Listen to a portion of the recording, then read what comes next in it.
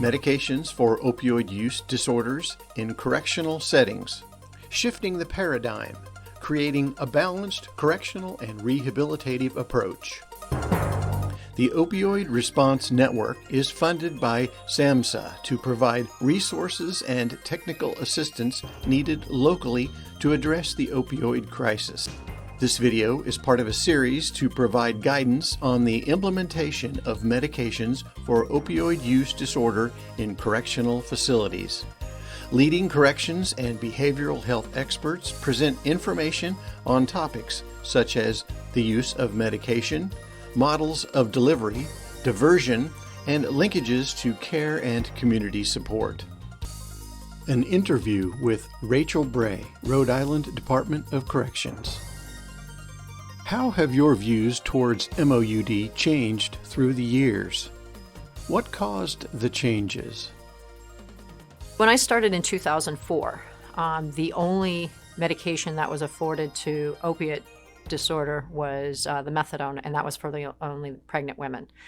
There had been discussion throughout the years of introducing other forms of medication, and we were trained. You know, your job and your role as a correctional officer is to keep the drugs out of the buildings to ensure safety for everybody. Over the course of a few years, when I got promoted, I had to have a different thought process. And that thought process had to come with I needed to gain some education because I didn't know. I didn't understand, and I wasn't pretending as though I understood because I never walked the walk and understood what the disorder was. When Kodak, which is our community provider, we had the clinicians in our building, I was able to ask the questions. I was able to gain knowledge through observations and through interactions with the inmates that were on the program and have sidebar conversations with the clinicians. In addition to that, now you have the numbers that speak, whereas before you're telling us to do something and there was no proof that this was actually working. So when the numbers were able to, the statistics and the research was showing that they were living with this medication, and this medication was preventing morbidity, then I started to say, okay, well, maybe this could work, maybe. Now you're adding an education component into it. So it's not just the medication, and then you're adding the counseling to it. So with the education, the counseling, and the medication, all three components together, it was appearing on the surface as though it was successful. And then through the duration that this program has continued, statistically it is showing, and with them coming back into the facility, you know it's working. What would you say to someone that says MOUD is not a tough enough approach? I would have to strongly disagree. As a correctional officer, from when I started in 2004 to even where I'm at right now, our rules have changed significantly.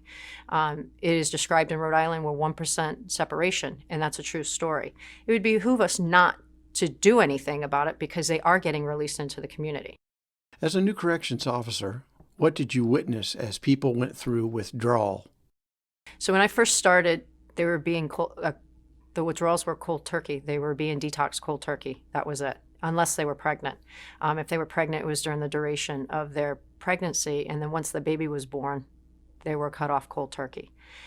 That had a negative impact because the behaviors and the thought process never changed because they kept wanting and wanting and wanting, and once they got the drug to satisfy or to fix the sweats, the muscle aches, the fevers, and things of that nature, they were okay. Even the comfort medication really didn't touch it. What was it like when medication was abruptly stopped? As a correctional officer, seeing somebody going through withdrawals it didn't appear to be normal. It was a sad state of affairs because they're suffering and there wasn't anything that you could do about it. And it was not a good practice because all they did was throw up, defecate. They were problematic. There was fighting. Our discipline was off the charts. And they weren't being productive. And the whole key of corrections was the rehabilitation. We had an obligation to rehabilitate them to get them back into society. And once this medication or this program was offered and the medication was working, the inmates were becoming more manageable in the facility. So within a reasonable amount of time of them coming in, they're not going through the withdrawals because the medication is being afforded to them within probably 24 hours. And that's stretching it. And once they're getting the medication, now you're seeing a difference. They're going to court. They're not refusing court anymore. They're being an active participant in the programs that they're supposed to, whether it's court-ordered or it's something that they're doing on their own accord. And just the overall climate of the building changes. What challenges do you see in the treatment of opioid use disorders?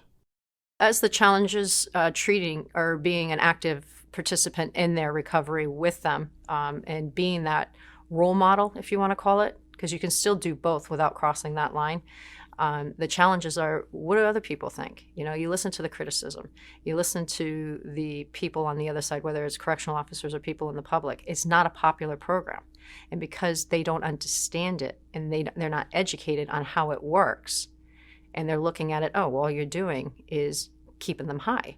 Well, the medication, we all know that the opiates alter the chemistry of your brain. So you're never going to get back to what your normal brain function was. And the only way you're going to get back to that normal brain function was with the synthetic opiates, and that's helping. And then you add the other components to it. And, you know, there's times where you're going to run into, I relapsed. And then they come back, and I'm the first one they see. Hey, what happened? Not, are you serious? What happened? I relapsed. Why did you relapse? Well, some sort of a traumatic event, or they were homeless, things of that nature. So there's external variables that create these problems, and we need to address them. How do you feel when you see someone return to prison? As a correctional officer, corrections, there is no praise and encouragement. The only success is that they are out of prison, not committing any crimes, and that they're drug-free or substance-free. I have my thoughts when they think they really have it, but everything was done for them. Everything was given to them and put together for them. The true test is when they're out in the community for the responsibility. Getting to the clinic, that could be problematic. They may not be able to afford a bus pass. They may not have a car. They may not have anybody to get them to the clinic. Or they just decided, I'm all set with this. And when they come back, it's not a disappointment. It's, I'm glad you're alive, and let's start over. What is the general opinion of correctional officers about MOUD? I believe corrections and correctional staff, whether you're line security, medical, because medical is also a hurdle that has stigmas associated with it. I believe that slowly but surely people are coming around.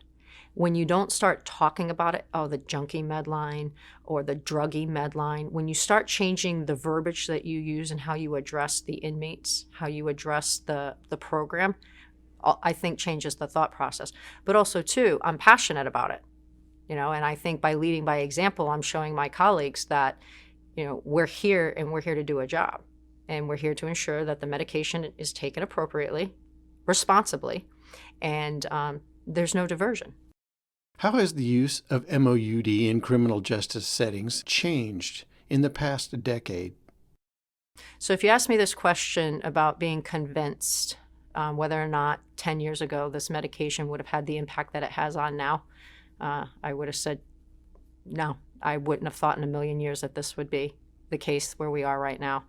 But it's all about the education and understanding how the medication works and what the medication does to make them productive. There is no face to this. There isn't. There aren't necessarily any track marks with this. Your doctor, your lawyer, your auto mechanic can be on an MAT program going to the clinic. You have no idea. And it's not necessarily heroin users. So when you understand and you break that stigma that there is no face associated with this disease, you can get past it. What are some of the reasons for diversion? How do you deter or prevent diversion?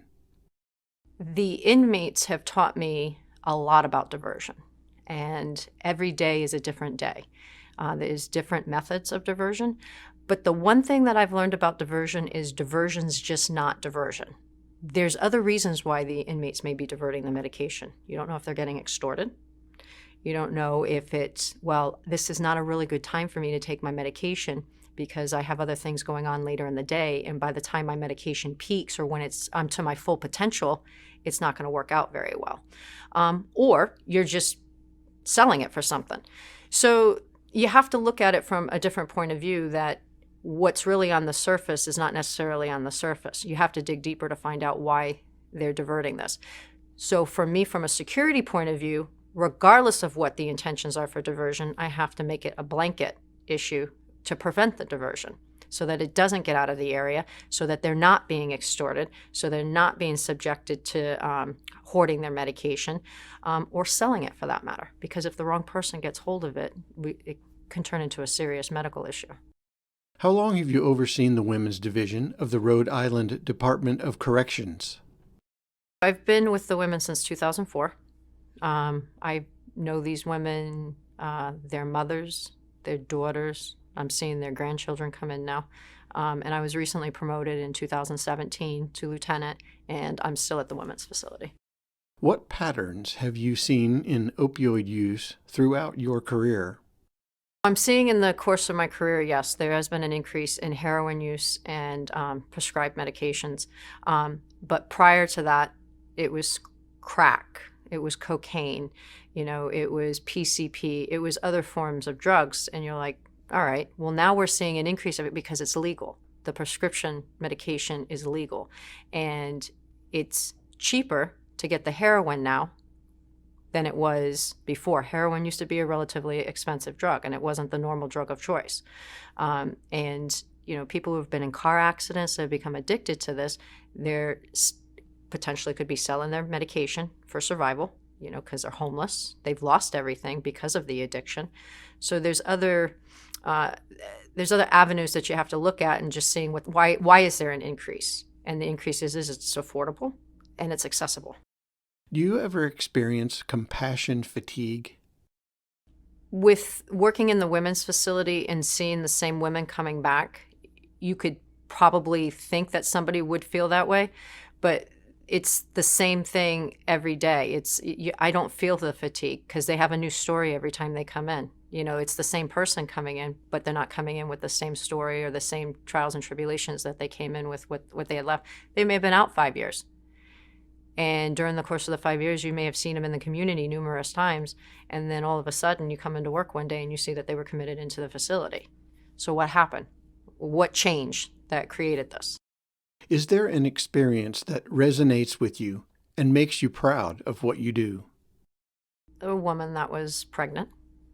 This was many, many years ago. She was pregnant, and I want to say she was probably on live pregnancy number 9, live birth.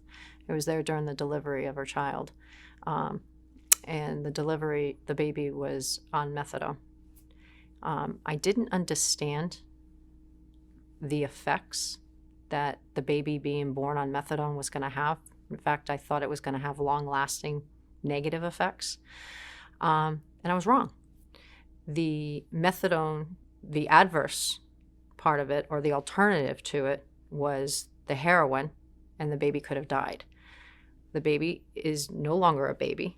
The child is 13 years old now.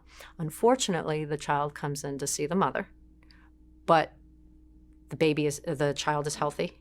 The mother is clean. The mother just can't go to court, pay the fines because the mother doesn't have a job and doesn't have any means of an income. So seeing the child born 13 years ago and have it come and visit, I know it's kind of a weird scenario, but it's just kind of bring you back that, okay, this works. And it didn't have the adverse effects that I thought it was going to have. How would you encourage the implementation of MOUD programs in other facilities? If all else fails and you don't want any part in it and you don't care what happens in the community, the very least you can sell to your staff is it's safer for you to have the program within the facility or within your department. They're easier to manage. They're less problematic. They're less violent. The drugs aren't coming into the facility. Technical assistance is available to support the evidence-based prevention, treatment, and recovery of opioid use disorder. To request technical assistance, visit opioidresponsenetwork.org.